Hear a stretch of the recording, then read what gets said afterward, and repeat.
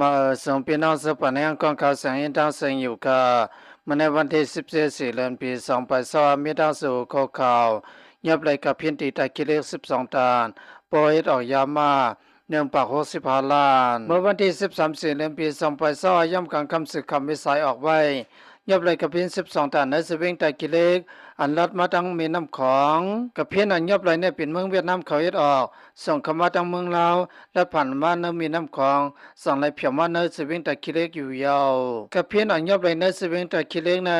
ตอนดาติส่งกระสู้ห้องสาหิตยามานันยาวเปิงลงตอนดาติเฮ็ดออกยามาในย้อนเปิดว่าลูกกับเพียนอันเขาเงียบเลยนั้นทั้งหมดมีอยู่5ปากทองน้ำหนักมันมีอยู่12.5ตานที่อันเขาเงียบเลยกับเพียนที่ห้องสับมาปอกสีกำเนิดสวิงตะกิเลสในยาวเมื่อวันที่13เดือนปี2022ย่ำกลางขึ้น3 โมงครึ่งทงกับเพียนหลวติตาฮือพราลีและผ่านมาตั้งวัน3ปูวันน้ำพงก็อันต่างออกมาอองจอดที่วันปากโคเมืองพงสวิงตะกิเลสเมื่อวันที่14เดือนปี2022ซุมมินทุนและวินมินเขาสองก็ต่างถงกับเพียนมานปอกสิคำเปิ้นสั่งยอบไหลเขาตีนันวันไหนสำนักเขากดทัดไหลหัวอันว่าเศร้าของมันเปลี่ยนไอองวันตรง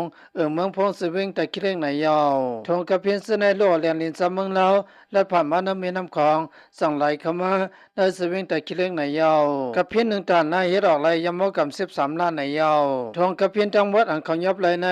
ปอมาเฮ็ดออกยามมาเพราะว่าในเสียงลายอยู่160ล้านในยาวเพราะละเรื่องยามกำเนิดซึ่งม่อมตุ่มในเกี่ยวกับลองกินสู้กินรับแลสั่งไหลเปลี่ยนมายาวสังว่ามีลองกินสู้กินรับเพราะว่าในเสียงเกี่ยวกับลองเฮ็ดยามกำเสนก็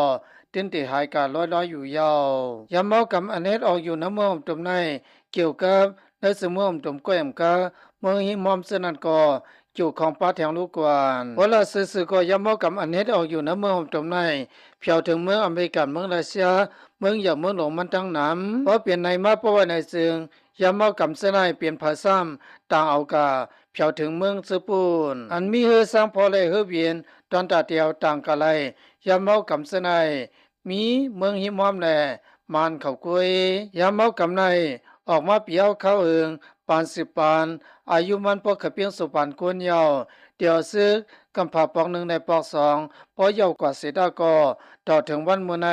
การเน็ดออกยามกำในยังไปหายเทียงลูกกวนเมื่ออันตาได้เปิ้นเฮ็ดออกมาตอนตาที่เฮงมากินตาออกเข้าตังกว่าไหลเข้าหึงถึงมาซื้อกำผาปอก1ในปอก2นาซึกพยายามสนานพอเตรียมไข่เงารับเงานอนเขาสั่งปานสู่กว่าอยู่ยาวกวายไปไว้มายามมาในเอาเป็นเครื่องตำมนทั้งจอเอาปล่อยเนื้อปลาลงกว่าอยู่ยาวขับปันพังไว้เตพี่น้องสัมผัสเส้นเส้นเอาเขาอย่าไปเขาซ้ำมันเสียกรรมสังวาไรตินแมนกว่ายกเพราะว่าในเสียงตอนดาติตัดขันมันอันวานานเขาว่าอย่าไปเตเตมือไปมืดไปมากเปิ้นฮอกตักซ้ำตัวกว่าไปไว้มาเปลี่ยนขี้มันกว่าเพราะว่าตินมายกเพราะว่าในเสียงมีเผาห้องเลี้ยงหลายยาวพี่น้องเขาสัมพันธ์เส้นเส้นเฮาอันกันเงื้อเวยามเมากำในเสกรรมสังวาน้ำมูหอเฮือนึงหลังมีคนที่ซับยามเมากำนึงก็ยกเพราะว่าในเสียงน้ำมูหอเฮือนอันนั้นตอนตัดที่เฮ็ดไปมังมีอันว่านั้นก็ได้ไปหยับสามารถที่เกี่ยวข่าวเงากะสุกกว่ายาวที่ในค่ะพี่น้องซื้อส่งทำข่าวเงากระด้างเสียงฮัลโหลมิตุสะสัมพันธ์ก็เย็นเสื้อซาดอดพีกันเสกรรมอย่าไปลืมติดตามของข่าวเสียงเงินเสกรรมค่ะมาส่งทางเสียงค่ะ